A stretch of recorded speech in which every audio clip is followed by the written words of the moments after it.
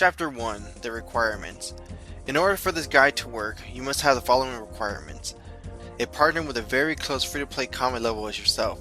The max you could go is plus or minus 6 levels, but it is highly recommended not to have a huge level difference. One member with 85 magic and teleblock, and the other with 13 summoning to summon a thorny snail. Recommended skills or items. These are not required to skull bots but are helpful in sculling them. For the Sculler, protection from melee and tanking gear. For the Rifter, magic for ice splits. Chapter 2, the setup. Typically, you want to have enough materials to skull bots, survive a few hits from the bots, and survive potential attacks from real PKers. These are a few basic setups on both scouting and sculling. You can change the variations if you want, but the basic requirements are needed. For the Sculler, you will need anti-dragon shield, glory or teleport out of the wilderness, teleblock runes, mage offensive armor, tanking armor, a staff of air and mine runes, food, super defense potions or Ceradomin brews. For the Rifter, anti-dragon shield, glory or teleport out of the wilderness, ice blitz runes, potential of a high specking weapon such as dragon claws or AGS, mage offensive armor, food, super set, and around 5 plus thorny snail pouches. This setup can be modified to your own PKING style. Chapter 3, Scouting. So what is a bot? So a bot is basically a program that can do certain commands without a human. In Runescape, this is considered against the rules and your account can be banned if you're caught. In order to see how a bot looks like, simply look at the following. The name. Bots usually have names that look like you just banged the keyboard to form a word. Combat levels.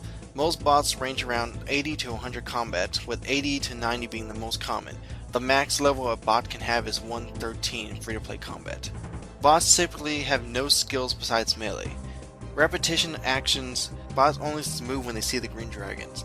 That or perform the same actions over and over again. Non-responsive. Most bots never talk and never react to the surrounding players. So getting there.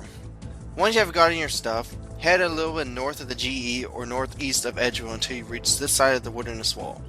Remember that this place is all multi-combat and the potential clans can attack you. So now just run north until you see the first Chaos Rift around level 5 wilderness. Enter the rift and go to the southmost portal until you reach the green dragon lair. Firstly, this lair has a lot of green dragon bots indicated in this clip. However, not all of them will be able to skull or even enter the wilderness, and that's what I'm about to explain. So the avoidable bots. The what lies below bots. These bots normally wear the following: whip, granite body, dragon plate legs, dragon med helm, and dragon boots. The easiest way to identify these bots is to simply look at the risk. Typically, a bot that will go through the wilderness would not risk more than 3 valuable items.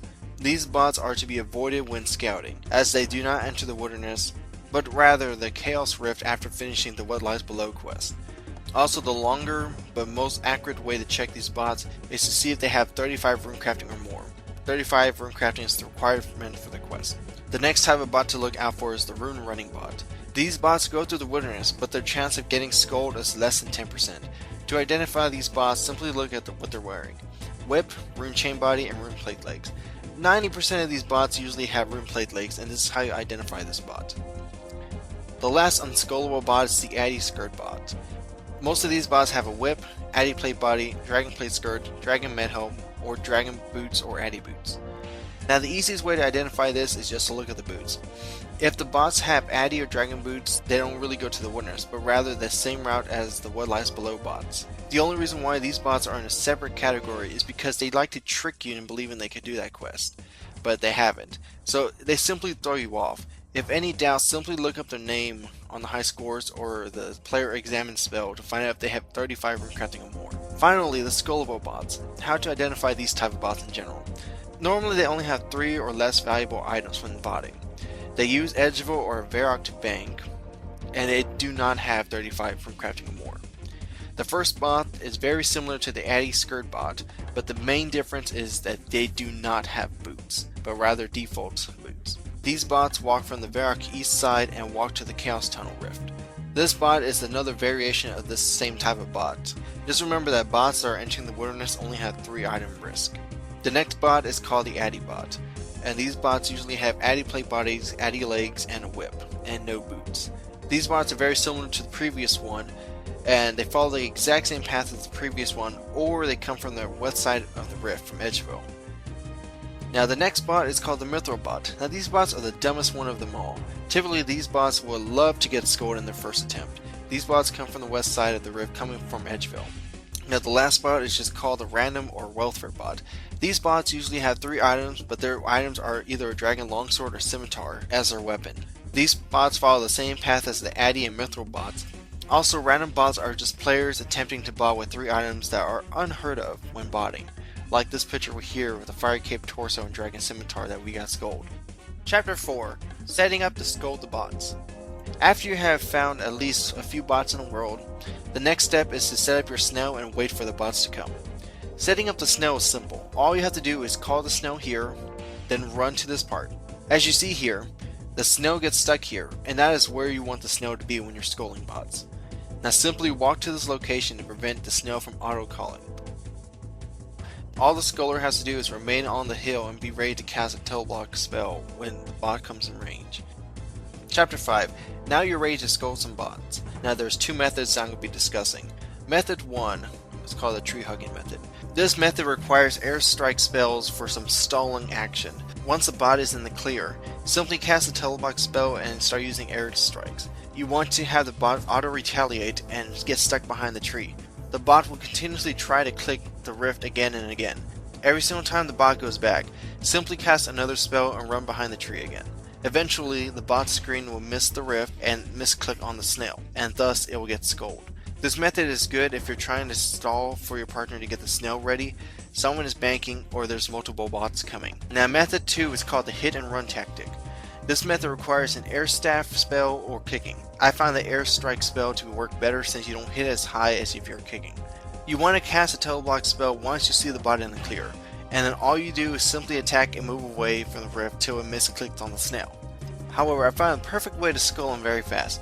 Once you attack the bot, simply move 1 square north until it hits you. You have to cast 1 more spell and move that very second to at least 2 squares east of where that bot is.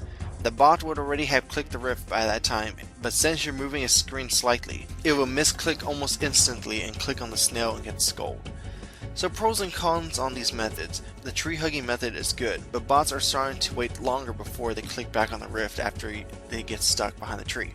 Don't get me wrong, it still works, but there's bots that are already being updated to avoid this. Now on the hit and run method, this method is very risky solely on the fact that you're constantly getting attacked by thugs and the bot. Now green dragon bots are basically like this. They all have melee stats, no prayer, range, magic, or summoning combat levels. Thus that means their attack and strength are very accurate. Typically a max green dragon bot will be 113 combat, and this is with 99 attack, strength, defense, and HP. This is why the scholar needs to have good tanking armor, a super defense potion, protection from melee, and possibly turmoil for the best prayer defense bonus. The other downside of this is massive amount of right clicking and left clicking. You have to make sure you don't click your friend's snail, as there's a high chance that the delay from the airstrike attack will make the bot go underground. Chapter 6. Examples. I think the best way to understand how to scold bots is to see them in action. Now before I do, I would like everyone to go check my channel after this video, Zeta Sorcerer. Now I'll be posting all the bot killing video clips on that channel so you can see all the possible methods that I did in order to get these bots. Also, I would really appreciate it if you will like this video and show it to someone you know.